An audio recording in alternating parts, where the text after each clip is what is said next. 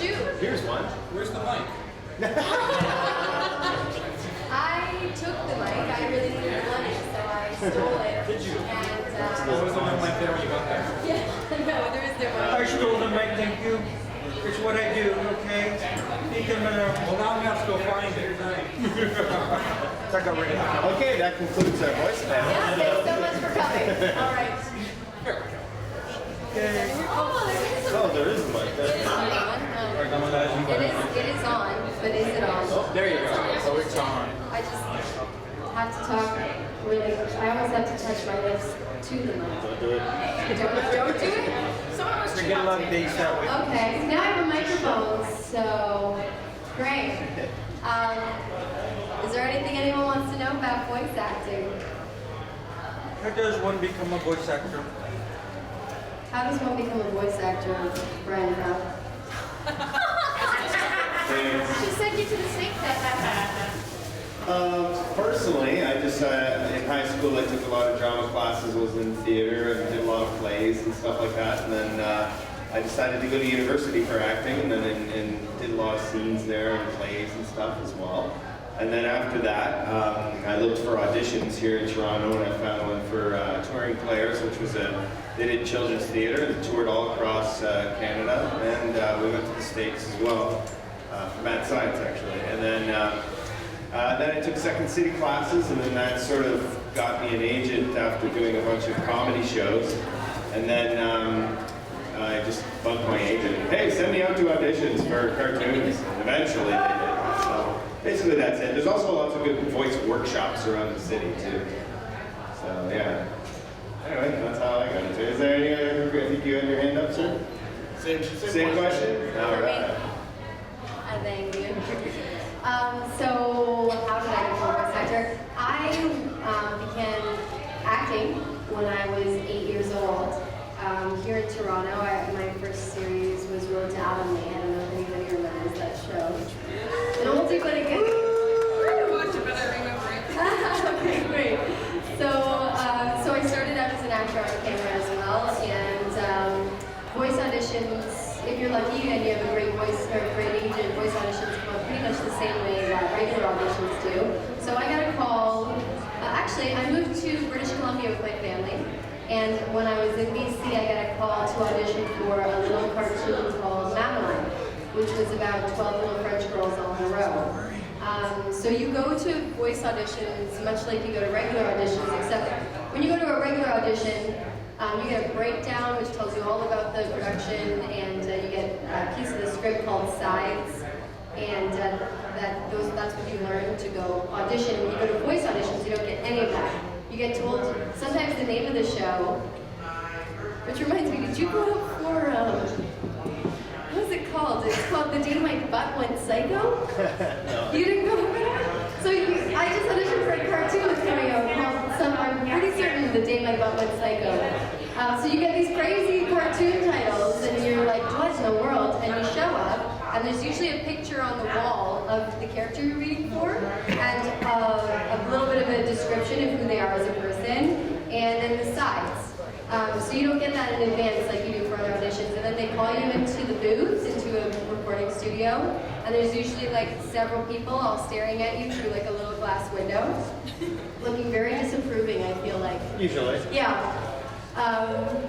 And you bring what you feel to the character, and you just read the lines with as much energy as you can. They love energy in cartoons. And if you're lucky, they call you back. They bring you in. So I started on Madeline, and when I moved back here, I auditioned for Little Bear. I read the same voice. I auditioned for Duck and Hen, and I read the same voice for everybody because I was like 9 and I didn't get it. And then they asked me to read for Little Bear, and that was really when I began working on lots of cartoons all the time. And it's a very small community, so once you're in, they tend to bring you back again and again. Yeah, they do. Pass you from show to show, and you end up with a lovely little voice career. Yeah, there you go. That's kind of how it works. That's a long answer. I have a lot to say. Okay. What's the best city do you think to get started in Canada? For voice acting, the city. Yeah, I'd say Toronto I'd say Toronto. I'd say you're here. Yeah, there's a lot of animation in the city right now. I mean, Vancouver is really well known for the film and television industry because a lot of the camps from the States come up and productions shoot up in Vancouver. But for voice, there's a lot of stuff here. Like a lot of voice company or animation companies and studios. I would say you're in the right place. Yeah, there's a lot of non-union work here as well as union. So if you're just getting started, this is probably the best city you could be in. Yeah. Yes, we're definitely. If you don't have an agent, can you still like try out for roles and whatnot? When you find them? There's websites like Mandy.com and A-Action is another one. Even Casting Workbook, if you get on that, you should be on that anyway. If you have any inkling to be an actor or any desire, then get on Casting Workbook. And you can also see breakdowns, and you can also submit yourself for auditions on there too. All the casting agents use that. Yeah, there's usually like a small fee, like it's maybe $1 or like $2 to submit yourself. But there's a website called Voice Bank, and you can create your own voice demo reel. You can actually listen to everybody's voice demo reel on Voice Bank, so you can have a listen and see what people are doing and like what typically a voice demo entails. And then if you have a friend with a really quiet basement or a really soundproof bathroom or somewhere with great acoustics and that is quiet, I mean, you can throw together like a pretty decent demo reel with your iPhone, with the technology we have these days. Upload it to Voice Bank, promote yourself through social media, and see if you get any hits. Yeah, it's very much a do-it-yourself industry these days as well, like to get yourself noticed and stuff. And you can, you make your own stuff, and then you send it to agencies. And you never know who's gonna like it or who isn't, and then just do it, keep at it, because someone will eventually. Yeah, that's exactly it. Yeah. I agree. Anybody else? Yes, sir. Can you guys do some of your favorite quotes? Favorite quotes? I don't think this is working anymore. Maybe that's why they hit it. No, It's out of batteries. I think it's out of batteries. Oh, I thought you were just trying to get out of doing it. Yeah. Why? Is it going bad? Oh. You can keep talking. Thanks, I will. It's gonna be hard to do something. Favorite quotes? I just like shouting my character's name. Usually thank you in the back. My favorite quote is perfect because it's my sample. It's my sample reel. So I think one of my favorite things that Bridget ever said was on Total Drama was, "Hello, I like Jeff, but I also like $1 million." My other favorite quote of like all time that I actually had a fan make me like a shirt of and send me, which was so amazing, is from Jessica Rabbit, and that is what is it? No, I'm not bad. I'm just drawn that way. Yeah. That's my favorite quote probably of all time. And for Little Bear, it's interesting.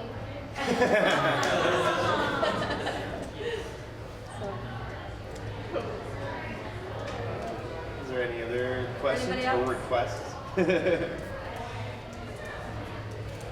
Yes. What do you have to do to protect your voice? Like when you're, like if you're having a lot, like if you're adjusting your voice to do a certain character, what do you have to do to make sure that you don't strain it and end up not being able to work after? Good question. That's a great question, and it's something that I have to remind myself of on a daily basis. So I go to a lot of concerts, and I'm sitting there and I'm like, woo! And then I whistle with my fingers instead, which I can do really well. So don't scream, don't be around smokers. Yeah. Smoke's Water, really bad. lots of water. Lots of water. Humidifier at your house is a great one because everybody's house is really dry, especially in the winter. Lozenges too, like Fisherman's Friends or like what are these? Tastes like oatmeal. They're really gross. She's like oatmeal. But yeah, they're totally gross. But Slippery Elm, it's an organic lozenge type I thing. want one. Yeah, I don't think you do. We're gross. Terrible. It's pretty awful. What else? You know what I find helps me a lot? Maybe it's strange, but I need like lip gloss. Oh, yeah. Your lips like stick together. Once you get in a recording studio, and you're always wearing headphones when you go in the booth. You can hear every noise that your mouth makes, and it's actually disgusting. Yeah, it's pretty weird. It's disgusting. You So do need your lips to be very like moist, yeah, because your lips actually like stick together, and like all those little noises that you hear like when it's really quiet. I mean, that stuff's amplified in your headphones, and it sounds Your own gross. breathing, it's very weird. Yeah. Did you Yeah. have a question? It's just like I know some people avoid dairy. Like Oh, yeah. Yeah, that's true That too, can cause because it problems, causes too. like mucus or phlegm or whatever, gross stuff like that. Yeah, I think also it's good just to watch your voice. Don't scream. Don't be extremely loud. Don't talk too much. Sometimes I have to go home just because I can't stop talking. When I have a voice audition, like first thing the next morning, and I'm like, I can't even just hang out. I have to go home. So you just gotta protect it. Wear a scarf. Always wear a scarf. Always. Oh, yes. Of all the animation studios you guys have worked with, what are some of the best that you've worked with, and what are some of your favorite experiences from that? Great question. That's a really good question. You wanna Me take first? any Okay. of that? You know, I've been really fortunate to work with like the best companies in Canada. I think like Nelvana and Fresh Yep. and geez, who else? I worked Everybody? for Breakthrough Television, film and television. They're great. They did Jimmy Two Shoes. They're awesome. Ninth Story. Ninth Story, yeah. Yeah. So when I Chorus. worked for Nelvana on Little Bear, I was really young when I started that show. I was 11. Right. And I was in the studio for really long hours being Little Bear, and sometimes you record by yourself, and sometimes you record with one or two other people, or you record with everybody, the whole ensemble. And I feel like with Little Bear, they really liked the energy that everybody brought to the table, and maybe because I was so young, I always recorded with everyone that was in the script. So I would be in the studio for like 5 hours while people came in and out and joined us and left, and everybody was always so amazing and so kind and really funny, and really working on Little Bear was one of the best experiences of my life. And Total Drama was probably the other best experience because everybody is such a blast, so funny. There's a lot of like comedic improv actors and comedians, and we all got to sing on the third season, Yeah, and we got to that's sing hilarious. together, Yeah. and that was Definitely a That fond was a memory for me blast. as well. Yeah. yeah. Totally. And yeah, for me and Jimmy Two Shoes as well, because I always got to go in with Corey Doran, who plays Jimmy, and we would just banter back and forth, and oftentimes come up with stuff that ended up in the show, just randomly, you know. And it was always fun, you know. It was about a couple hours, 2 or 3 hours of just back and forth energy and fun, you know, just being a kid again, really. Like, it was a lot of fun. Yeah. Thanks. Great question. Cheers. now, because you love her, were you in schools, or how did you continue with your education?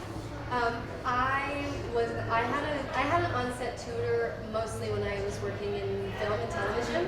So a lot of the time I went to school on set for a lot of school. When I did Little Bear, I'd go to school for half days. My mom would pick me up at lunchtime, and then we'd head down to the city, and I would like sit on the floor in the studio whenever they didn't need me for like a certain chunk of time. I'd just sit in there and do my homework and read or whatever in the booth. So yeah, but I always managed to go to school. It was really important to my mom that I didn't miss birthday parties and figure skating and brownies and all that stuff. So I had a fairly normal childhood. I didn't miss too much school. But being schooled on set was really fun because you go to school with the other kids that you work with, and most of the time everyone's in their clothes, like in their costumes, because you get called back to set or whatever. So I'd be sitting around like in a trailer with like all the kids from Road to Avonlea and like our pinafores and like funny clothes and like going to school. So that was a pretty neat experience.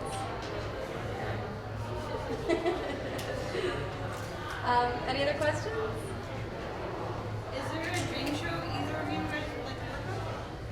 be a Disney princess. So bad. I would love to be on The Simpsons. Another good one. Yeah, but I really want to get into video games now. Me too. Yeah, awesome. Yeah. Yeah. Let's do it. Get up with Ubisoft. Ubisoft, we're coming for you. Yeah. Video games. Yeah, for sure. Yeah, I've always wanted to be a Disney princess. When I found out, like, that I could be a cartoon voice, it like blew my mind. Like when I went for Madeline, I didn't even understand. I was like, I'm gonna be the cartoon.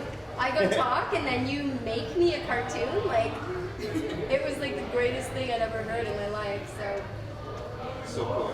It's a great fun job, you know. It's the best job in the world. Yeah, it's so good. When you can get it. Yeah, that's it. That's the whole thing. When you can get it, you know. There are months we go sometimes without working, and then we start to panic. What? You know?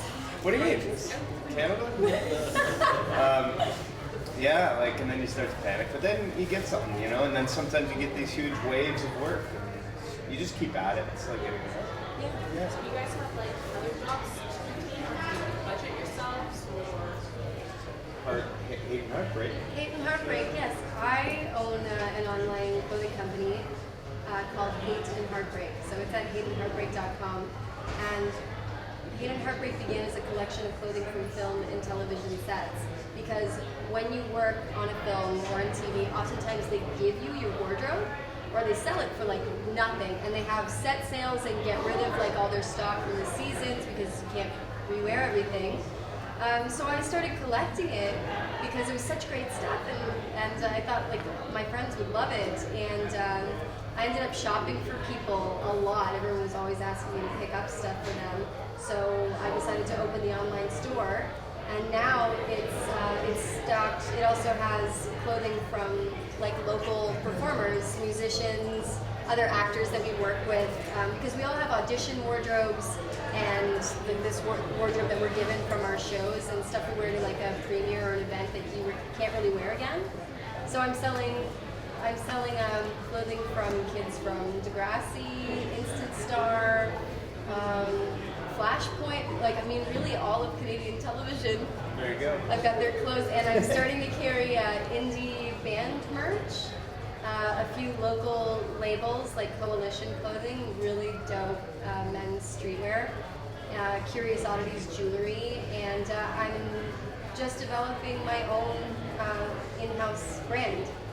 So that's really exciting too, my own label. Yeah. I sometimes just do murder mysteries, things like that, and corporate functions where like they'll hire us to do a fake game show, and it's sort of team building exercises kind of thing for offices and everything. Yeah, so that's kind of my in-between stuff. And we Same both sort do of- a lot of like commercial voice auditions as well. We do a lot of radio and television voiceovers for like Tim Hortons and Yeah. McDonald's and everything. Yeah, totally. Yeah. Yeah, and on camera when we can get it. Yeah, exactly. Yeah. I'm in a Walmart spot right now. I'm the You guy on the did? phone looking for my wife. I'm like, Just like looking good and you jump at the end. yeah, that's right. Does it Do like the high freeze? five. Does it freeze or is Yeah. it slow-mo? Slow-mo, yeah, freeze. slow-mo high five. Yeah, yeah, it's beautiful. It's a lot of fun. I've seen it a lot lately. It's ridiculous. Ooh, it's so stupid. I mean, it's awesome. I love Pays it. the bills. Yes. Do you guys have favorite animated or kids films, either that have come out like when you were younger or that are out right now? Oh yeah. I loved Roger Rabbit too. Like, I mean, I totally loved that movie when I was growing up. You know, I love the weasels. They were my favorite. You know what happens to people when they laugh? You know, they were just so prickish. You know. I'm sorry, I shouldn't say that word. There's no kids here, right? Do you know that in Hollywood Studios in Orlando, if you're on the main street and you look up, there's still the Valiant Yes. Detective Agency windows with the outline of Roger Rabbit bursting through the window. So cool. I went there when I was like 6, and that's when like the weasels and the cars and everything was on display. Yeah. And then I went last year for my birthday and I saw the window and like I couldn't even believe it. I know. That's something they should remake that one.